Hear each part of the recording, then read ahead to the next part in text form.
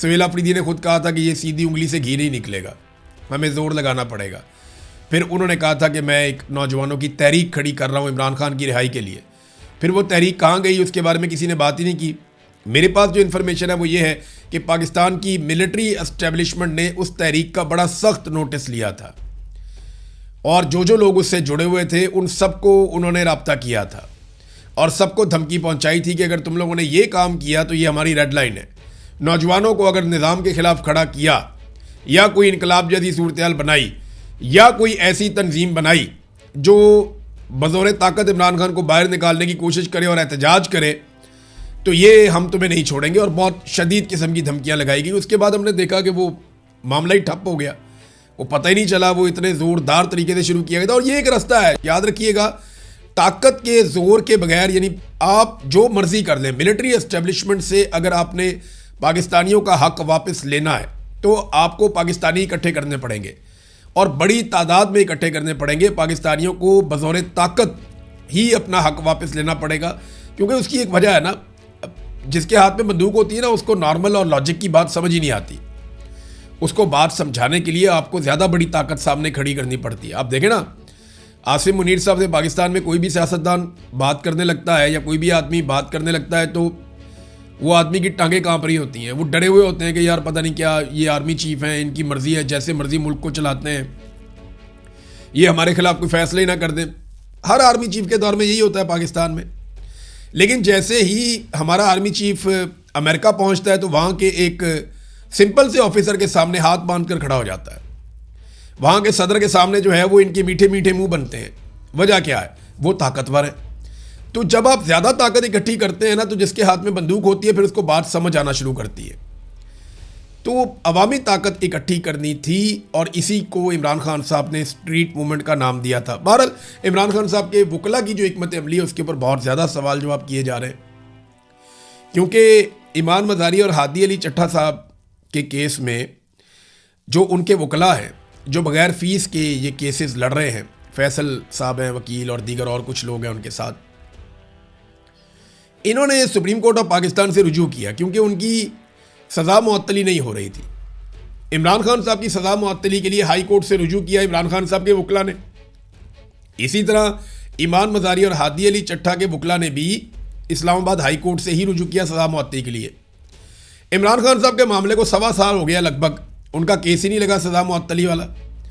जबकि 3 माह केस जब नहीं लगा, यानी 2 माह से ज़्यादा हो गया, जब केस नहीं लगा ईमान मज़ारी और हादी अली चट्टा का, तो उनके वकला सुप्रीम कोर्ट ऑफ पाकिस्तान चले गए और इमरान खान के वकला सुप्रीम कोर्ट ऑफ पाकिस्तान नहीं गए। तो सुप्रीम कोर्ट ऑफ पाकिस्तान ने 2 हफ्ते के अंदर इस्लामाबाद हाई कोर्ट को बाउंड कर दिया कि हम यहाँ मौजूद हैं, हम केस को पेंडिंग कर रहे हैं, 2 हफ्ते का आपके पास टाइम है, 2 हफ्ते के अंदर आप फैसला करें सज़ा मुअत्तली के मामले पर। तो उनकी आज़ादी का रास्ता बनता हुआ दिखाई दे रहा है। इमरान खान के मामले में उनके वकला यहाँ तक पहुँचे ही नहीं। देखिए उसकी वजह क्या है, उन्हें लगता है शायद मायूसी है या हिकमत अमली का फुकदान है।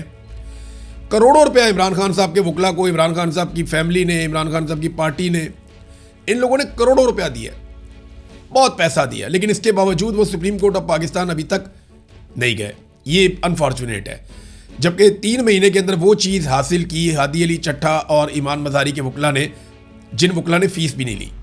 तो एक तो ये बहुत तनकीद हो रही है इमरान खान के वकला पे। लेकिन मैं एक बात यहाँ कहना चाहता हूँ, अगर पाकिस्तान के सारे जज इकट्ठे होकर बैठ के भी इमरान खान की रिहाई का फैसला दे देना, एक भी जज ऐसा ना हो जो इस फैसले के खिलाफ इख्तलाफी नोट लिखे और पाकिस्तान के तमाम सैकड़ों जज इकट्ठे बैठकर फैसला दे दें इमरान खान साहब की रिहाई का, तब भी इमरान खान साहब की रिहाई नहीं होनी। क्योंकि इमरान खान साहब कानून की कैद में ही नहीं है। कानून को तो सिर्फ एक टूल के तौर पे इस्तेमाल किया गया।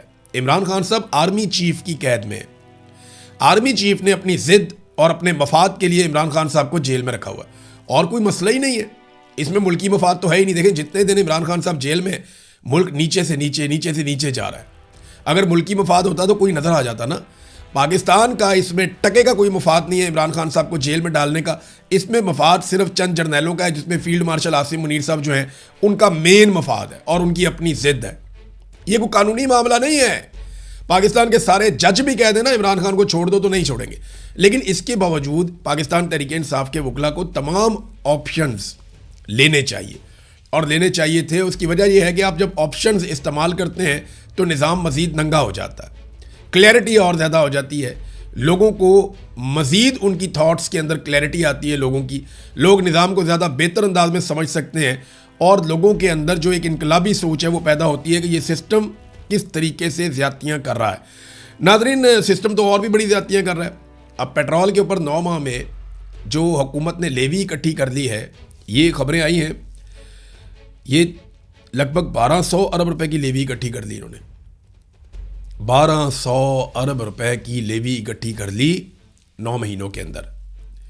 और बिजली के ऊपर कितना इजाफी टैक्स वसूल कर लिया? 1900 अरब रुपया। 19 खरब एक इकट्ठा कर लिया, 12 खरब एक इकट्ठा कर लिया, तो 3100 अरब रुपया इन्होंने कौम से इजाफी टैक्सेस ले लिए। ये वो पैसा कौम को देना ही नहीं चाहिए था, लेकिन देना क्यों पड़ रहा है? कोई रास्ता नहीं है। ये जो हुकूमत के वज़रा कह रहे हैं ना कि हमें ये लेना पड़ेगा टैक्स, हमारे पास और कोई रास्ता नहीं है, ये बिल्कुल ठीक कह रहे हैं, क्योंकि लोगों ने इनकी हुकूमत को तस्लीम नहीं किया। पाकिस्तान में सियासी इस्तेहकाम नहीं है, पाकिस्तान में लोग सरमायाकारी करना नहीं चाहते, जिसकी वजह से कारोबारी ज़िंदगी बंद हो गया। कारोबारी ज़िंदगी बंद होने की वजह से टैक्सेस इकट्ठे नहीं हो रहे। हुकूमत चलाने के लिए पैसा चाहिए होता है, जब कारोबार चलेगा तो टैक्स मिलेगा और टैक्स मिलेगा तो हुकूमत चलाने के लिए पैसा इकट्ठा होगा। तो क्योंकि कारोबार नहीं चल रहा, लोग सरमायाकारी नहीं कर रहे, लोगों को हुकूमत पे भरोसा नहीं है, तो हुकूमत ने आसान रास्ता ढूंढा कि जो चीज़ें लोग इस्तेमाल करते हैं उनके ऊपर इतना टैक्स ले लो कि कुछ ना कुछ करके अपने खसारे कवर करो। और फिर भी अगर खसारा कवर नहीं होता तो भारी भरकम किस्म के बैरूनी कर्जे ले लो, और वो कर्जे पाकिस्तान लगातार ले रहा है। कोई भी आएगा उसको अब यही करना पड़ेगा जब तक कि पाकिस्तान में सियासी इस्तेहकाम नहीं आता, और वो सियासी इस्तेहकाम कम से कम 5 साल तक पाकिस्तान में नहीं रहता। ये 5 से 10 साल लगेंगे कम से कम इस सारी सिचुएशन से पाकिस्तान को निकालने में, जहाँ पे पाकिस्तान को फंसा दिया गया है। नाज़रीन, अब आ जाए ज़रा बैन अल-अक़वामी खबरों पे। तो डोनाल्ड ट्रंप ने आज कौमी सलामती मीटिंग तलब की है।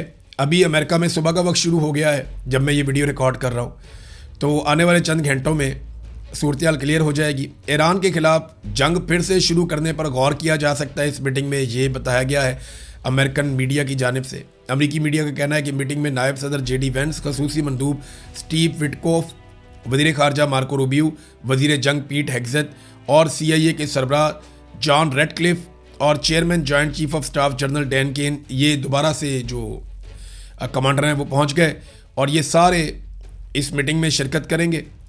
और 2 अहलकारों ने इस हवाले से एक दावा किया है अपनी शनाख्त ना बताने पर कि सदर ट्रंप किसी किस्म की फ़ौजी एक्शन की जानिब माइल हो रहे हैं ताकि ईरान पर दबाव बढ़ाया जाए और न्यूक्लियर प्रोग्राम पर रियायतें हासिल की जाएं। तो जनाब, लड़ाई के ऑप्शन हैं उनके ऊपर अब गौर किया जाएगा।